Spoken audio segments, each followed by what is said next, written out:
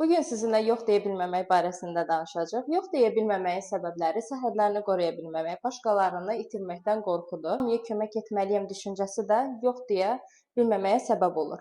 Burada əsas səbəb isə insanın öz ehtiyaclarını görməzdən gəlməsidir. Yəni siz başqalarına hə dedikdə özünüzə yox demiş olursunuz.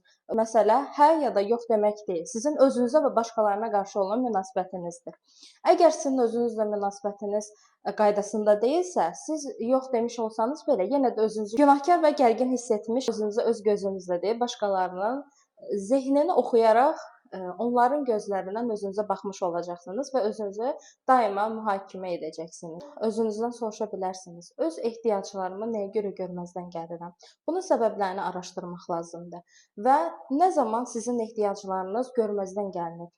Sizin ehtiyaclarınız nə zaman nəzərə alınmayıbdır və yaxud da ertələnibdir? Başqalarını itirməkdən qorxursunuz, amma düşünmürsünüz ki, hər zaman həddindən artıq fədakarlıq etdikdə özünüzü də itirmiş olursunuz.